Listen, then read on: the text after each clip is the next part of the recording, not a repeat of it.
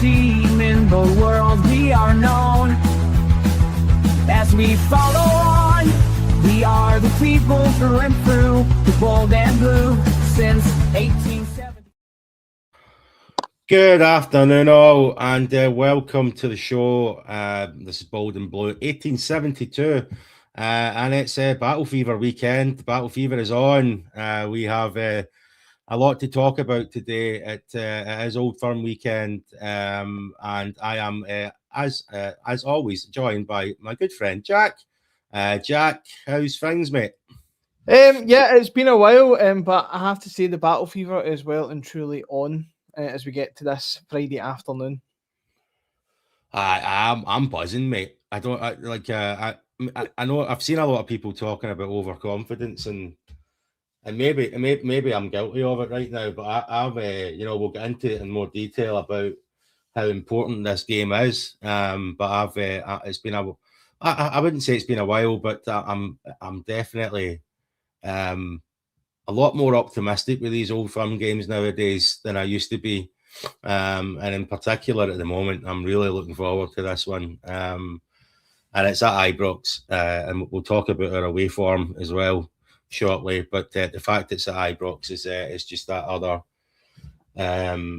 aspect of it that's making me super confident. But yeah, we go into the weekend, and we've got the game on Sunday. Like I said, at Ibrox. So, I mean, from your perspective, I mean, I feel like this is a bit of a rhetorical question, but how important is this game, Jack? For me, I mean, taking the fact that it's an Old Firm out of the equation, you just look at the fact that, well, I'm looking at it kind of in the way Danny Rohl did previously, grouping the games together. Obviously, we've got the game next week against Celtic, but you really have the chance to, end their season effectively over the next kind of week or so. And just in the context of the league, I think this, not entirely, but does eliminate, them as far as possible in terms of the league title race, but also in the aspect of, we can't afford any more slip-ups as far as I'm concerned. We could talk about other teams Hearts potentially could drop points somewhere on the line, etc. But for me, it is all about ourselves, and we just need to keep, putting the foot down and taking as many wins as possible.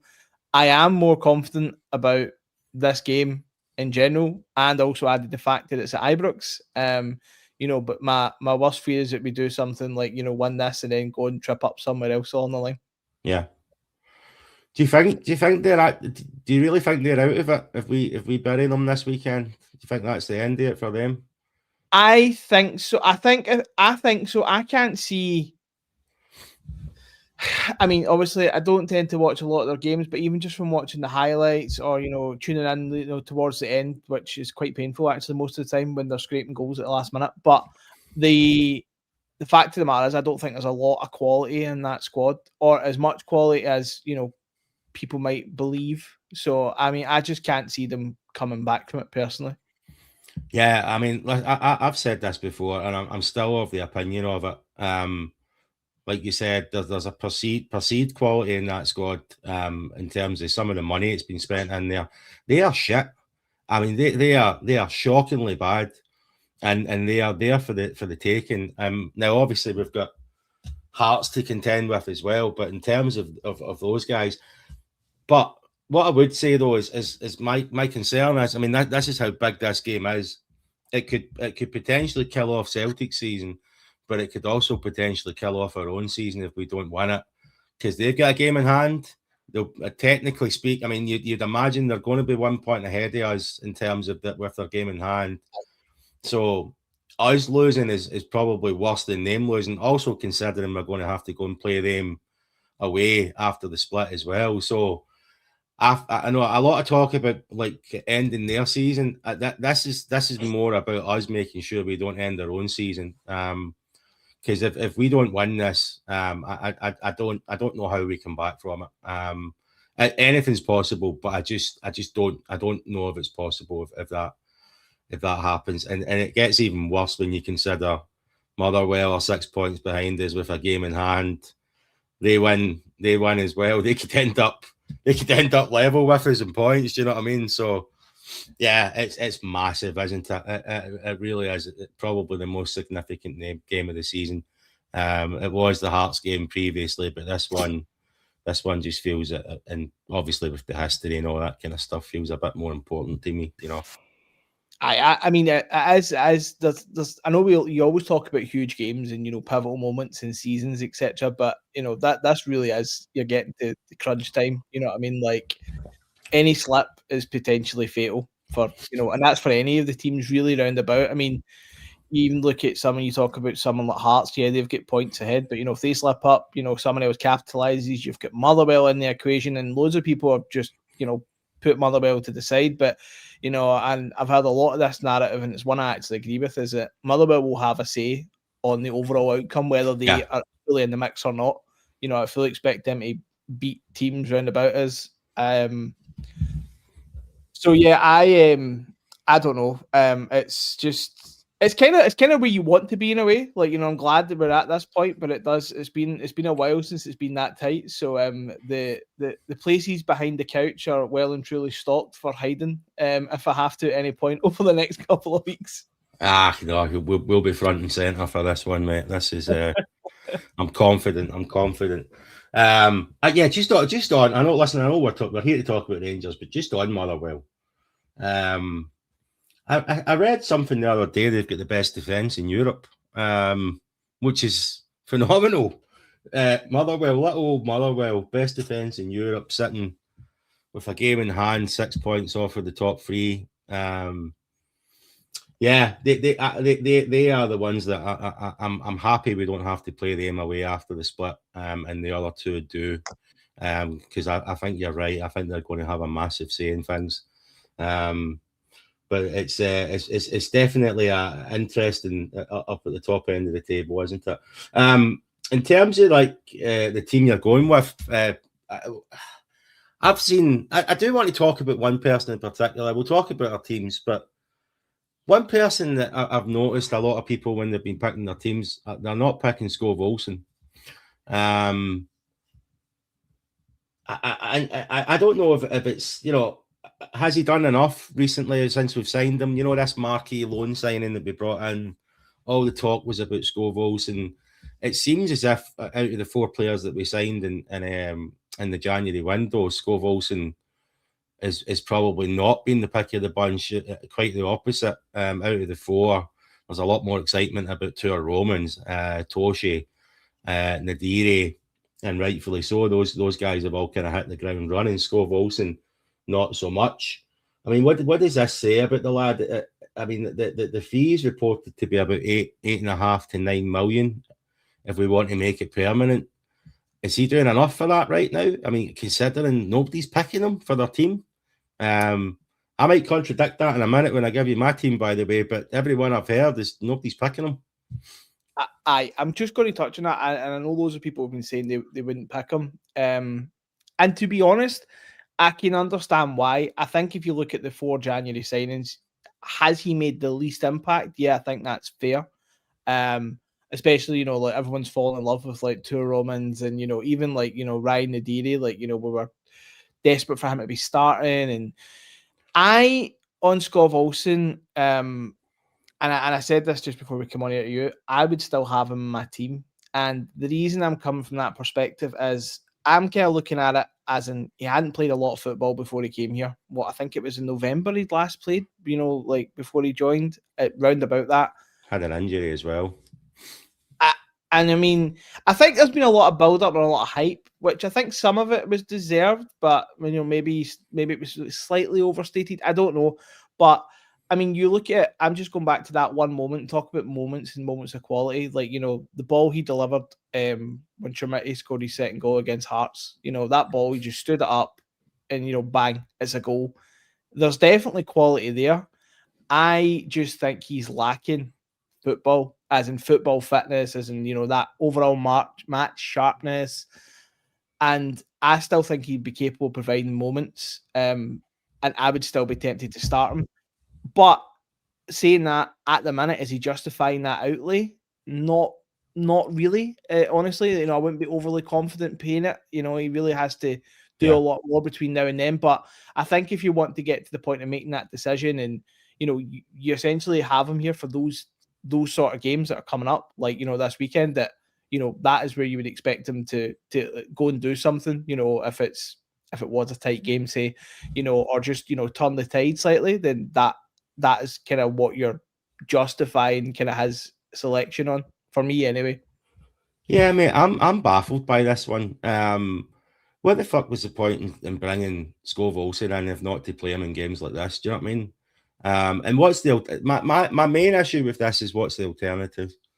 We've seen Gassama on the right wing, and he just doesn't do it. I mean, he's not even doing it in the left wing now either. So that's not an option for me. We've seen Ant-Man out on the right. Now he's did a bit better since he came back. Is there still some concerns that he's injured? I was watching Rohl this morning. He didn't talk about any injuries. I don't know if there's any concerns. But whether or not Ant-Man's fit and whether or not you'd want to play him on the right wing, I think he's looked better on the left when he's played for us recently. So I think most of the people that I've been hearing recently, and I concur with it, I agree with it, that I would be playing Ant-Man out on the left ahead of Gassama. But nonetheless, back to Skov Olsen. If we're playing someone in the wing, I think Skov Olsen's the only option for the right wing.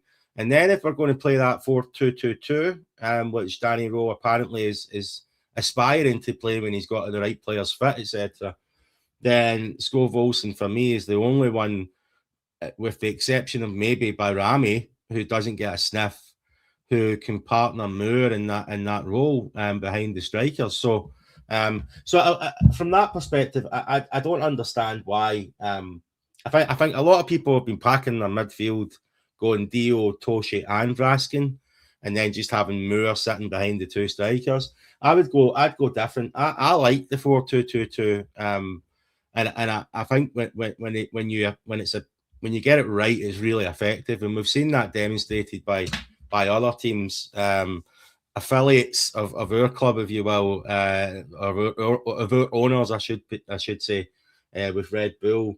And I reckon if we've got Sterling, I would drop Soapy. I'd go De Giga and Manny in the centre back pairing. I think Soapy's out of form, and I think when De Giga, I can't believe I'm saying this considering how he was playing earlier in the season, but when he's played of late, he's looked pretty decent. So I'd go Sterling right back, De Giga, Manny, and my flavour of the month, Tour Romans at left back. I'm so excited by this boy. I honestly, it's been a while since I've been as excited about a player. He just looks fantastic. He looks levels above us. But anyway, sorry, I digress. In my midfield, I'm dropping Raskin. I think he's been out of form for all season, pretty much. He's barely turned up all season. There's been a few standout games, but for the most part, I think he's been pretty poor. So I'm dropping Raskin. I'm playing Dio and Toshe in the midfield. Then in front of them, I'm going with Moore and Skov Olsen. I'd love to see Bayrami getting a crack, but I don't think that's going to happen. And then in front of them, I'm going with Nadiri. And controversially, I'm going to play Majovski up with Nadiri. I'm not playing Chermiti. And I think that if you're going to play with two strikers, I think Nadiri is a good complement for both Chermiti and Majovski. But I think in terms of complementing Majovski, I think Majovski's more lethal when he gets the chances. Chermiti scored that hat-trick a couple of weeks ago. Fantastic. Scored a couple of goals against Celtic earlier on in the season as well. Fantastic. It's not enough. It's nowhere near enough for me. The amount of sitters that boy has missed, even we'll talk about the Livy game in a bit more detail. But even in the Livy game, he's right in front of goal. Anyone that played football, we were taught when you're in that position, you aim for the roof of the net. Chermiti does the opposite and just tries to slot it down the bottom, and the defenders clear it. And it's just those instincts of a striker that Chermiti for me is just not doing it. So I'm going to give Nadiri and Majovski a try, because Majovski likes a goal against them as well. He's proven it in the past, and if you're playing with two up front, I think it would really complement Majovski well. So controversial. I know there's a lot of people who disagree with that, but Yeah, the main ones there for me: Giga starting ahead of Soapy, Raskin being dropped for Dio, and Majovsky instead of Chimati in the 4-2-2-2. How does that sound to you, Jack? Right. So I'll start with kind of some of the points I agree on. I agree on the 4-2-2. I think it's a slightly different system to what is really comes up against here in our league in general. I have liked it when I've seen it. I.e. the Hearts game. I thought Rangers looked. Taking the mistakes aside, I thought it looked excellent going forward. There was people like Tua Romans. By the way, just on him, I thought he was this defensive fullback. Yeah, and so me too. Right up the wing. But anyway, I'm not going to complain. He's but I don't. But let's not cut him short though. He's great. He's very good at defending. He's exceptional at defending. Good. Yeah, he has been good. I mean, even yeah. just the fact he's up there for those deliveries. So yeah, my back four, I kind of agree with the Nasser Giga Mane one. I think he has looked good, and I mean, I've been on here and I've slated him. I really truly have slated him. But I also did say when he first came in initially, I thought this guy looks like he's going to stroll it. As he settled a bit more, as he got more confidence, possibly. The thing is for me and John Suter, I do like John Suter, but I just feel recently, and it might just be me, but I just feel we're talking about John Suter as he making a mistake, as something lackadaisical in him, and I just feel his name's coming up quite a bit, to be fair, and that could just be me that's picking up on that. But even just go back to the weekend just gone, and I'm just like, he's got a mistake in him. He does have a mistake in him. So can all centre halves, but I think someone like Manny Fernandez, you had that even in the Hearts game and he misplaced the pass between him and Raskin and what happened. I just feel Manny's more capable of bouncing back from it. I think he can just shrug it off and kind of, get on with the game, so to speak. So I would be tempted to play Nasser Giga. It still does give me a bit of fear saying that, but I think at the minute, I think it would only be fair in terms of how he's played recently. Yeah, Sterling at right back if he's fit. I mean, we're assuming so. And just touching on what Danny said this morning, they're out training, but he wants to wait tomorrow to see what the reaction is from the training, etc. Coming in the midfield, Raskin, Dio, and Toshi Chukwueze. I don't disagree with Raskin being dropped because I don't think he's played well. However, I feel that's a massive call personally. There's something with me, it's not sitting right with it. Because I personally feel Dio should be in. I think Dio's been great when he's come on. He's provided, even in these games, he's always played reasonably well, and I feel he's very much better at, don't know if taking care of the ball is the right word, but, just receiving the ball. And, I feel Raskin's just been awful. Passing's been terrible. He's just been off it massively for me anyway. And probably a lot of other people. And I don't think Chukwueze deserves to be dropped. So I think if you're going to, you could go Dio and Toshi. But then the other side of that is, Raskin being dropped. I think it's quite a statement dropping him, even though he has played terribly. And then the two wide tens, if you want to call them that, Scott Wilson and Mikey Moore for me. I have heard people talking about, like you said, Moore sitting in behind the two strikers. What I do like about that is it gives him the chance to go either way, which he can do and not be kind of restricted more, not out at a touchline, but he's on kind of more of a left-hand side, if that makes sense. But I think you're kind of lacking for that ability to actually go wide if you want to with the kind of 2-10s. And I would definitely stick with Nadiri. I think he's very good at being that kind of more link-up striker. I think he will get in the box and does want to score, but I mean, when I've seen him, he's got that ability to kind of drop out the box a little bit and kind of pick up the ball, and he seems much more comfortable with it, at his feet. And I think I'm going to stick with Yusuf Chimiti. I think Majovsky is clinically probably a better striker. I'm maybe falling down this rabbit hole. I'm starting to think that Chimiti is, and I can't believe I'm going to say this, but more of a big game player. I know you could argue the Motherwell game where he misses those chances. That's a big game. But I think the two of them together, I think there's a potential there. if I see Miovski in, am I going to be massively upset? No, I think I'd be more upset if Nadiri doesn't start. That's the one I've had to pick. Oh yeah, He has to start. I just don't know how the Nadiri Miovski is going to work out overall. I just don't feel I've seen enough of it to be confident in it. But happy to be proven wrong. Yeah, listen, it's I don't want to say pick your poison, but a few of these positions is that kind of pick your poison, right? Giga or Soapy. You know, that's that people will go back and forth on that one, and I understand it. Who's the most likely to have a brain fart more often?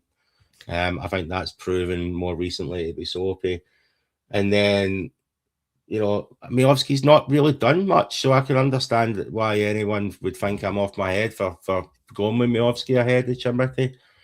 But I just, you know, Nadiri throughout his career, when I've been watching back on him, he's really good at sort of bringing other players into play and setting people up. As good as he is at scoring. I mean, his scoring record, it's worth noting. The guy's scoring record was decent. But he's never been prolific in his youth career, etc. His goal record is not the best, but more recently it's got a lot better. So, but historically he's been really good at setting players up and bringing other players into play. From what I've seen of him, so I think that's the right kind of thing that Miovski needs. And then again, I've said this before. When we've given Miovski the chance and we've put it on a platter for him, he's buried it. You know, you can't say the same for Chimity. Quite the opposite. You know, but I'm just listening. I'm still not convinced with Chimity. I get that he's had a couple of good games recently. I'm just still not convinced, and nothing to do with his price tag. I'm long since looking past that, because we all know that price tag is, even to this day, is ridiculous.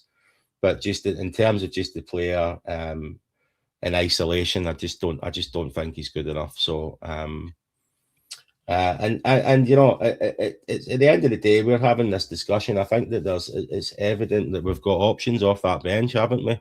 We're going to have a strong bench no matter what. But yeah, I've heard the one thing that does concern me, I guess, is just down that left wing. If Sterling doesn't play, if you're going with that 4-2-2-2, I think Sterling gives you a bit more comfort. He's a bit more solid and dependable in terms of defending.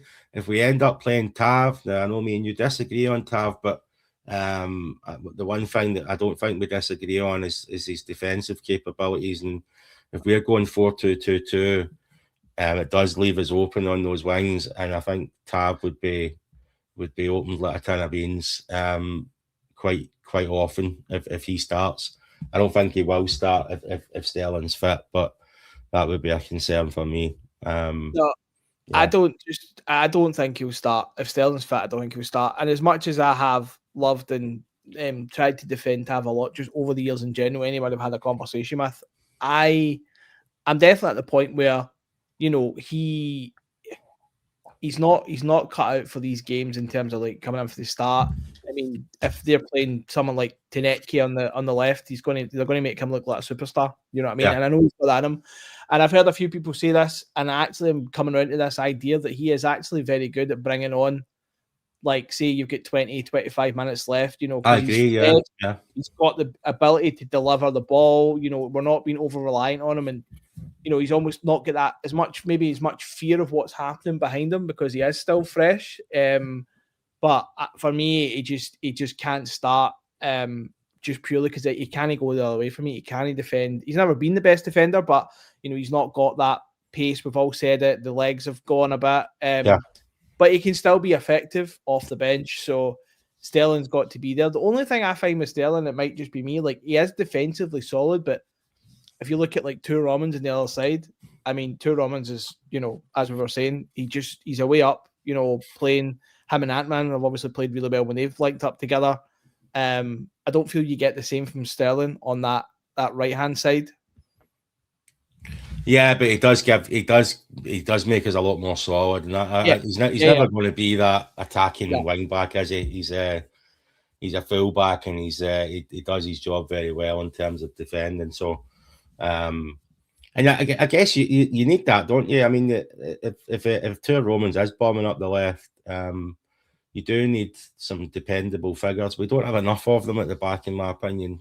We don't have enough people that are not. I mean, I was going to say Sterling's dependable, but his injury record is horrific. But when he is playing, you feel comfortable. You know, you don't. You're not concerned from a defensive perspective. And but yeah, Romans is the best of both worlds. I don't want to keep banging on about Romans, but I love him. I think he's going to go.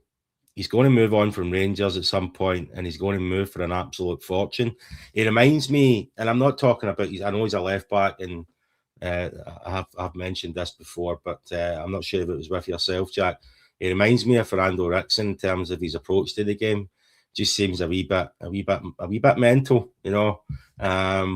Goes full blown into tackles and doesn't hold back trying to get up that wing as well. I know Rickson was a different player, but there's something about them. Maybe they look familiar in some ways as well. Do you know what I mean? Maybe it's a bit of that, but yeah, I can't.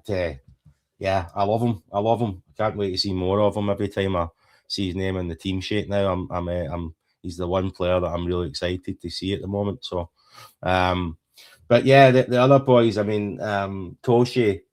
I think I haven't seen anybody say that Toshi should be dropped. I think most people are either going for all three of them in the midfield, yeah, or they're dropping Raskin, which is no surprise to me. But we will see what happens.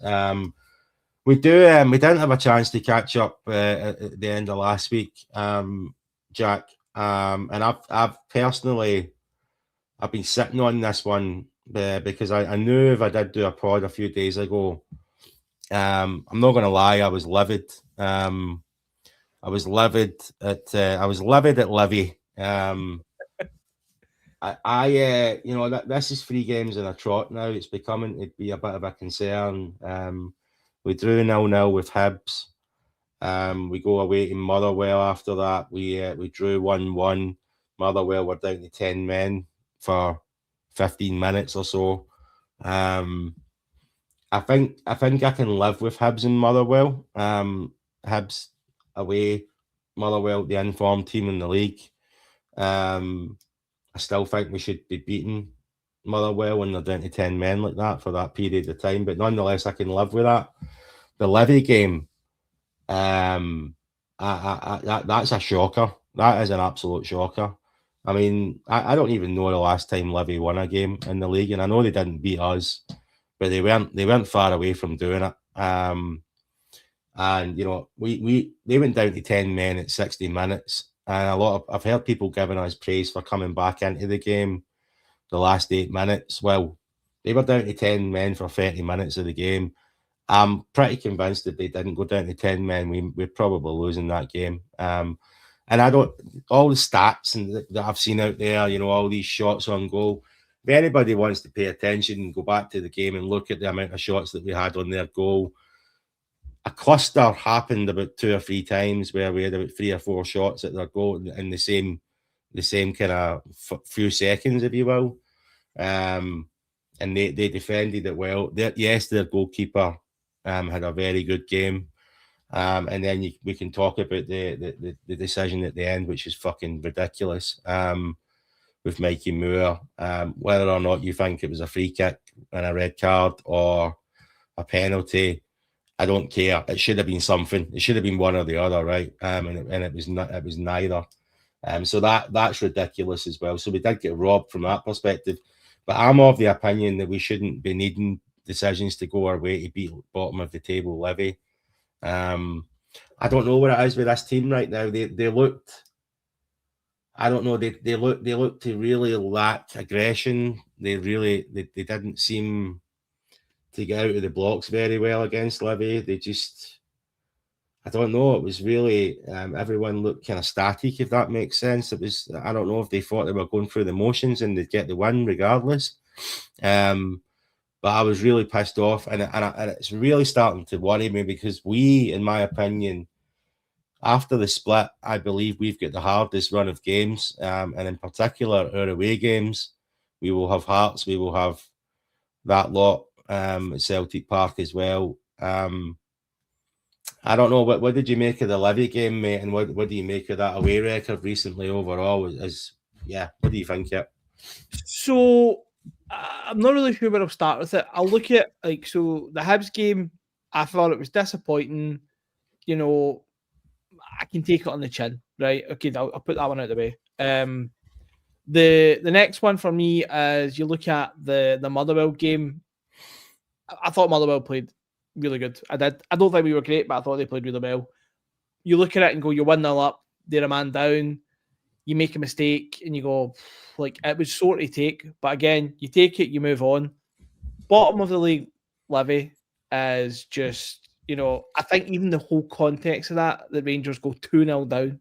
It's just a shocker. And like you said, I know there's plenty of stats out there. People have said, and like something like 98%, 92% of the time Rangers win that game. And, I think there's one point that Danny Rohl said after the match, and when they were asking him around that decision, is that they had more than enough time. And basically, kind of what you said, shouldn't be relying on a decision for that to happen.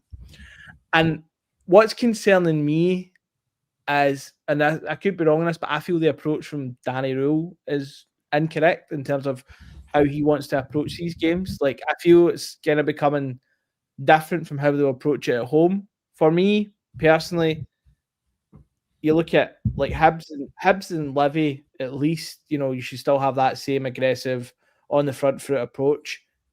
But then is it him? Is it the players? I mean, we were talking just about the strikers there, talking about Chermiti. For me, Chermiti isn't a striker you play up, like lone striker you play up top at all. And in that game, like, again, the chance it did fall to him, he's not clinical enough, and so you're like, well, you can't rely on him in that regard. And I don't know. I think there's that element of we'll turn up and win, like, coming from the players, and that really bugs me because Livy, the goalkeeper, was phenomenal, personally, but they were throwing their bodies in a line. They're bottom of the league. They're doing everything they can, and now they're in a different position from Rangers in the league, but that should also be coming from the players there. This is a position you're in.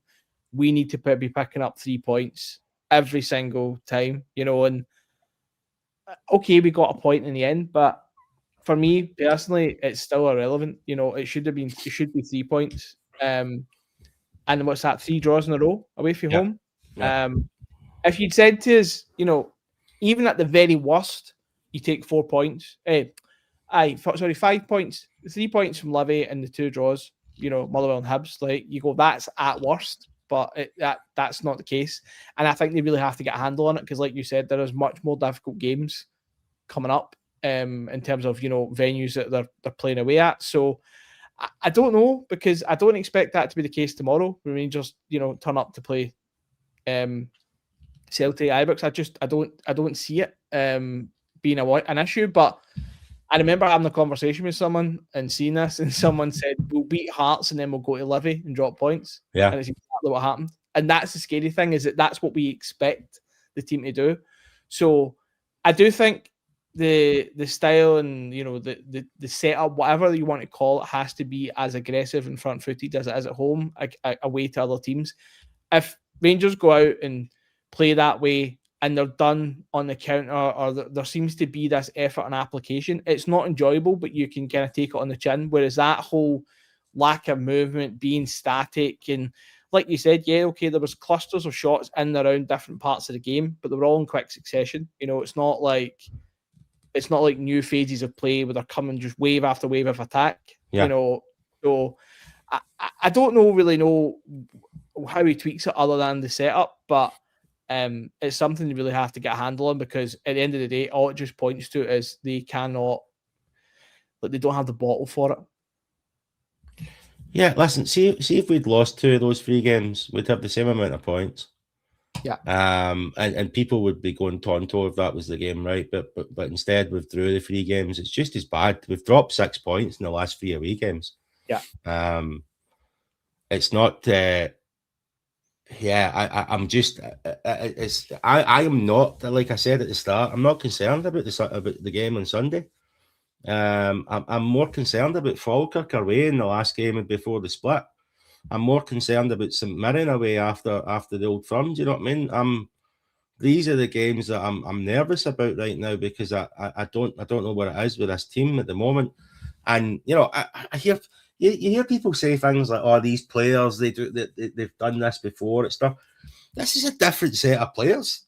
And there's a few of them that are still in there. Tavernier's been around for a while. Butland, Soapy, Sterling, Raskin. Do you know what I mean? But the majority of the team and the bench now are new players. Do you know what I mean? So it's not. I don't know if it's where it's what the answer is or what Rohl's doing. The one thing I have noticed, right? All three of those games, Chermiti started up front on his own, which I think you touched on earlier on, but I think we both agree he can't hold the line himself. He needs that partner. And there's still question marks even with a partner for me, right? But ultimately, I agree. If he's going to play, he needs to have a partner. And the other constant in those three games has been Deji Gassama, who I'm sorry. I did like Gassama, and I still think there's a player in there. I don't know if something's changed with what happened in the January window or what. I don't know, but he is fucking rotten now. He's offering next to nothing, mate. There's glimpses now and again. Nothing's probably an overstatement, but it's not far off it. I mean, for the vast majorities of those games, he's just went missing and offered very, very little. And then you see, like, for example, Bayrami coming on against Livy and just offering so much more, but he's not getting a sniff. Do you know what I mean? It's not as if there's not other options there other than playing Gassama or playing Chermiti up front on his own. He could have went Chermiti, Miovski. He could have played Bayrami, for example.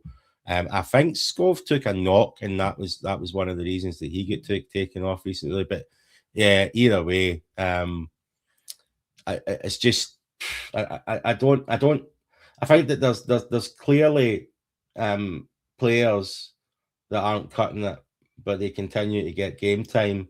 And I had the same response when Fellow was getting game time as well. I just didn't understand it. So yeah, that for me is driving some of this, Just on the Gassama thing, I do agree. I mean, when we talk about when he came in at the very, very start, everyone thought, "Oh, what a player we've got on our hands here." We've got a steal here. And I remember when he joined, I do what I do, and had a bit of a look back on some of his earlier stuff, even like a kind of under 21s level in the youth football when he was at PSG, I'm sure it was, and he still looked like a great player. I was like, this is a guy who's going to go on and do things. And I've said this before on here, I do get the impression that something's not sitting right with him. I don't know what it is. There's times where I've looked at his whole body language. I know we call it amateur psychology, but he just doesn't look right in terms of like he's not in it, if that makes sense. And then for me, he shouldn't be starting at the minute. If anything, he's an impact player off the bench. I.e., he comes on against Hearts, plays that ball, Chermiti scores. But for me, I can't justify playing him. And I have to say, when Bayrami's came on, any kind of time I've seen him, it looks like he's capable of something, whether that's like, and I'm sure he had that small kind of renaissance, before Christmas time. I could be wrong. Before he got injured. Yeah. Before he got injured, and you were going, okay, like, and I have to say, to be fair, like, I'm not saying Bayrami wouldn't leave if the opportunity came up, but I mean, he's clearly still applying himself in the right way, because I mean, he did come on against Livy, and he just seemed to be getting involved in everything, and doing all the things that Gassama wasn't doing. So personally, I would be playing him ahead of Gassama, which for me, I can't believe I'm quite saying, like, but if it became between the two of them, that's who I would pick, just on the basis of how they're playing. And the whole Chermiti thing, like, as I said, like, if he wants to go this 4-2-2 or two strikers as his kind of focal point, then you're doing it home and away. Yeah, there might be tweaks in there, but okay, you don't have Nadiri, then you go Miovski. You try it. because you kind of get to the end, and obviously they're just like players are just being kind of flung on, and it just seems a bit desperate, personally, which it was. So yeah, for me, there's no lone striker personally. If you're going to go 2 up top at home, the same applies. I could understand if you're going away and it was a really, really tough game in like Europe, etc. But I can't see it. How he continues to do that. And that is what it does fall on the manager, unfortunately for me. And he has done a lot right, and this is not me jumping on Danny Rohl and etc. But these are games he just has to be winning. Yeah, listen, this is not me either, like bashing Danny Rohl. But like I've said in the past before, I think that there's decisions that he could be making better. It's worth talking about. We give the guy enough praise. We've all been full of praise for what he's done for us, where he's taken us from. The odd thing is that we've got to January. I think we've brought in 4 very, very good players. Jury maybe being out on Scove still. He's maybe not hit the ground running like the other ones, but I feel that we strengthened the team considerably in January. And I don't think we're getting worse performance-wise, but results have been getting worse. I mean, we're still not losing games. We're still, we're talking about 3 draws, but the Kilmarnock game was a rough watch up until that kind of 70th minute. We took over. It was a slog.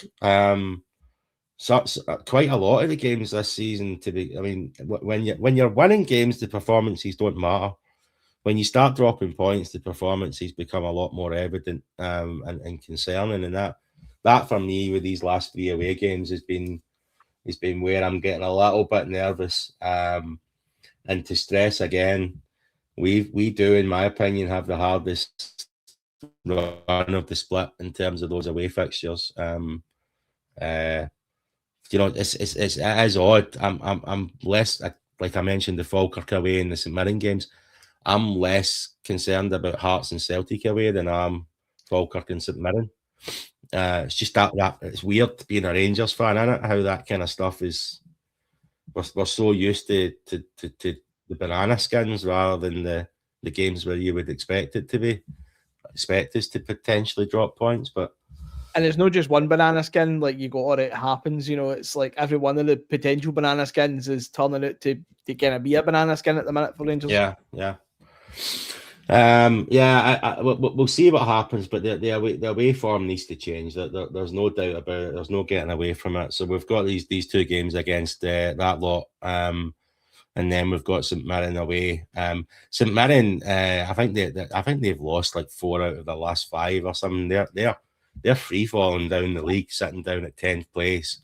Again, similar to the Livy game, we should expect to win it. But I'm still nervous as hell about it. Falkirk a different proposition at the end of the season. Falkirk play some really good football, sitting in the top 6. They'll give anyone a game. Hearts really struggled with them. Was it last week or the week before? Was it? It was last week, wasn't it? Last Friday, yeah. Friday, yeah. So Hearts got the 3 points, but they were it was a tough game for them. So these we need to get that away form sorted. So what's the approach for the weekend, mate? I'm looking at this Celtic team and I'm thinking Peter Schmeichel, Kasper Schmeichel, sorry, Jesus, Peter Schmeichel out of retirement for Celtic. Kasper Schmeichel. This guy is rotten. And again, it's a Rangers pod. I'm not going to talk about Celtic players, but in terms of we need to get on top of him. We need to be, crossing everything towards him, shooting from anywhere. He is a massive Achilles heel for them that we need to exploit at the weekend. And I don't know if I think Nadiri and Chermiti, if we play with the 2 up front, he's definitely one we can exploit, isn't he?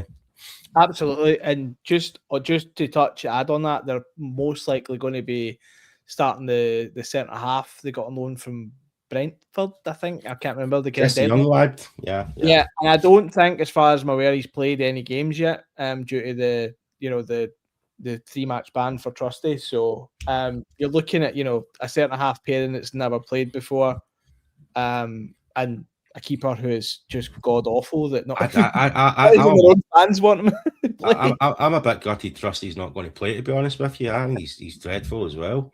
Like I said earlier on, they are shit, mate. They really are. So that we really should be thumping them at the weekend. I'm looking forward to it. I didn't get your opinion on the Mikey Moore decision against Livy. What was your take on it? All right, it wasn't a penalty. I think it did happen outside. If I'm being honest, I'm just being honest. I don't think it's a penalty. I think it's a red card.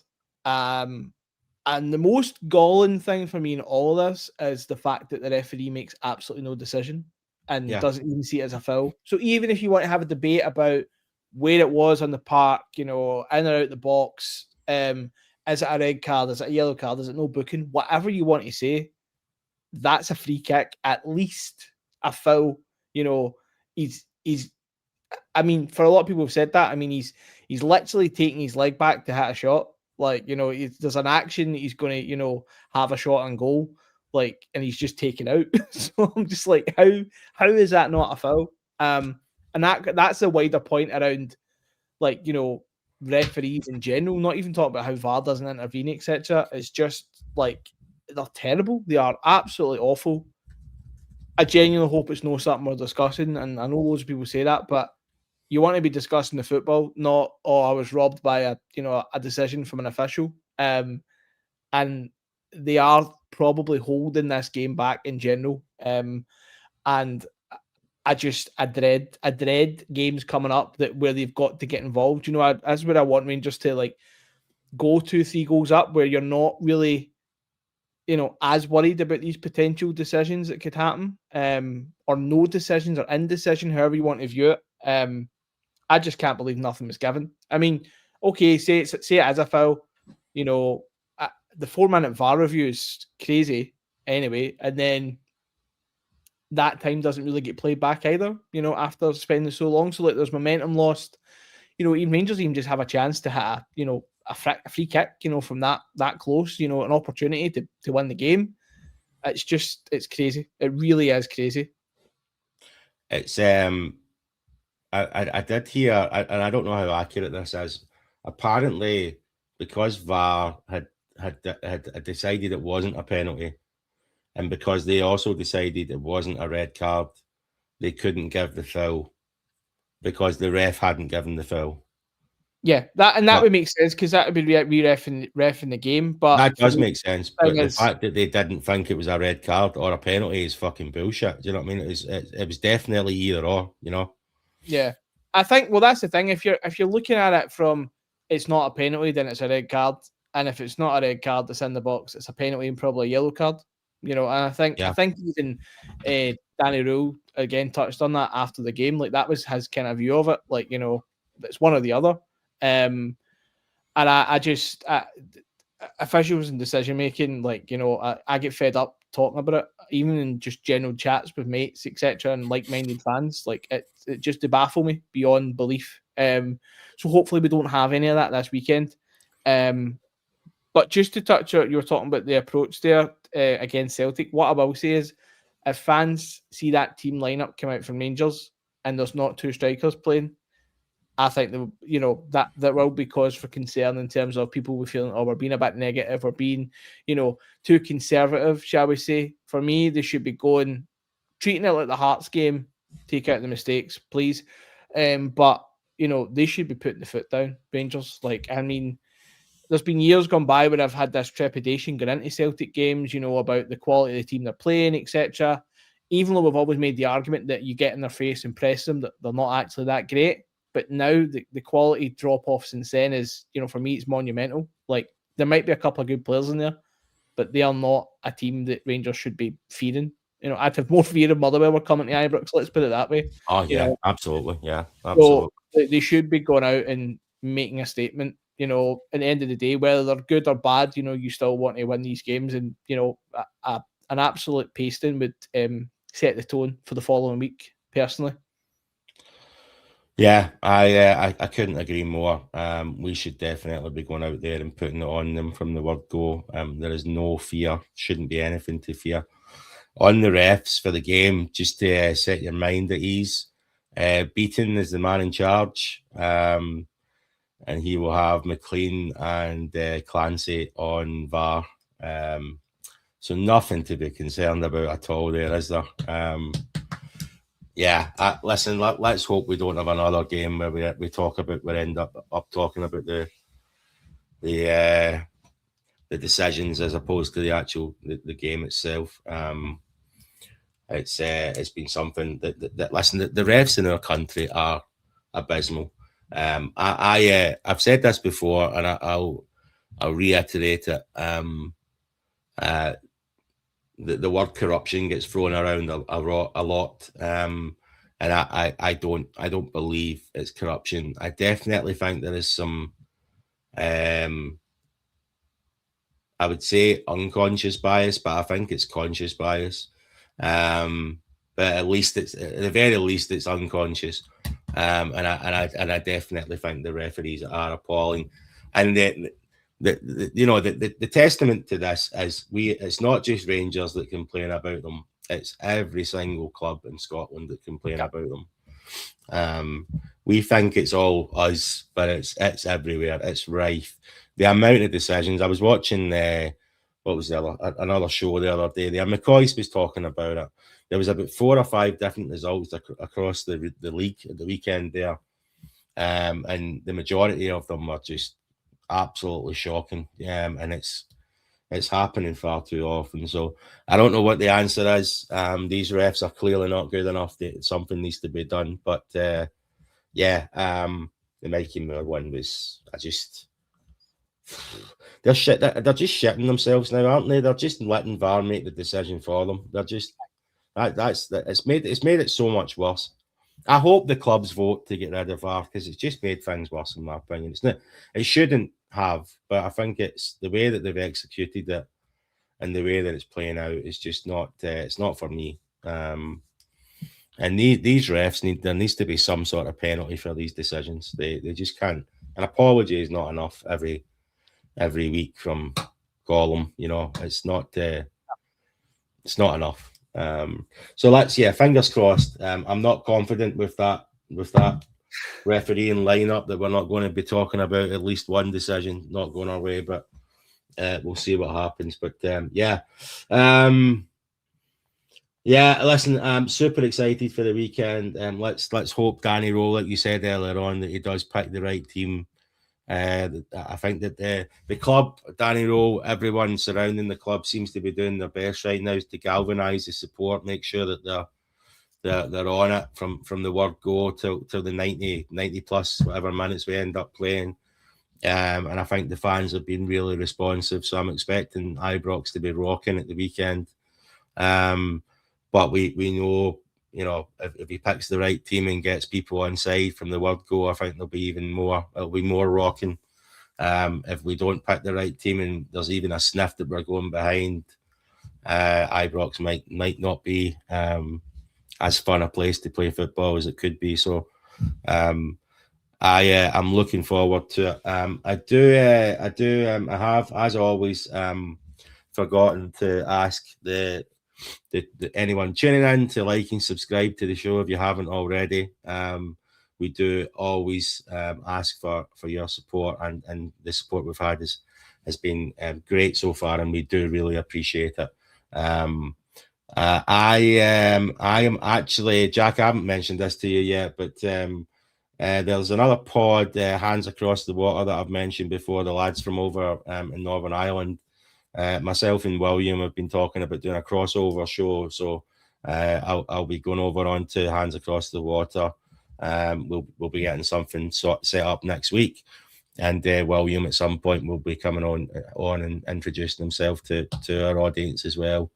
There's obviously a lot of fans that are probably crossing over between the two pods, but it'll be interesting to do something different. And I like William. I like his pod. I do recommend anyone out there to check out Hands Across the Water. Some real good blue collar guys doing the show over there, and good Rangers boys that make the trip over to across the water every other week to watch Rangers, which is no mean feat. And our support base in Northern Ireland doesn't gets a lot of credit, but it's a hard graft that every other week making that trip. So they are an important part of the Rangers base, the Rangers fan base. So it's great that they've got their own little pod going over there, and looking forward to having William on, and looking forward to going on their show. So do watch this space.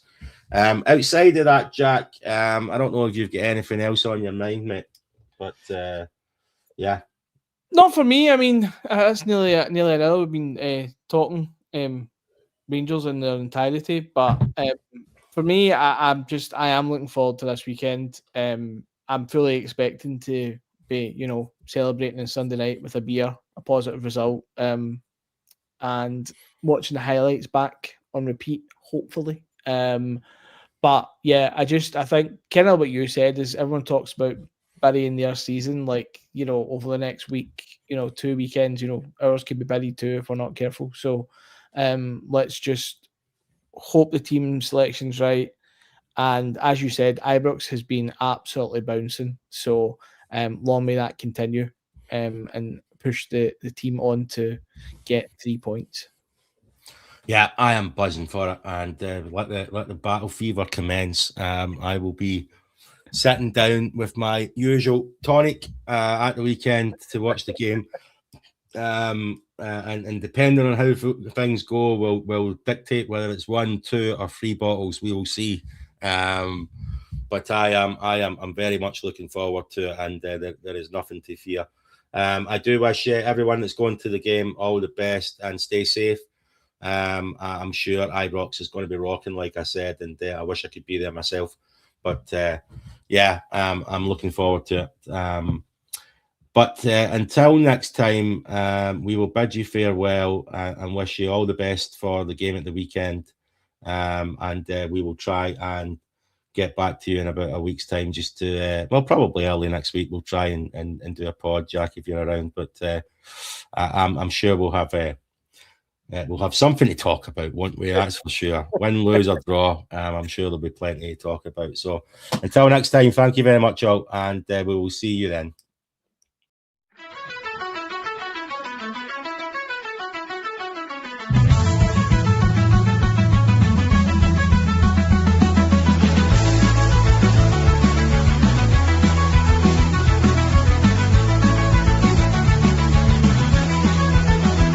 We are gold and blue, born in 1872, the greatest team in the world. We are known as we follow on.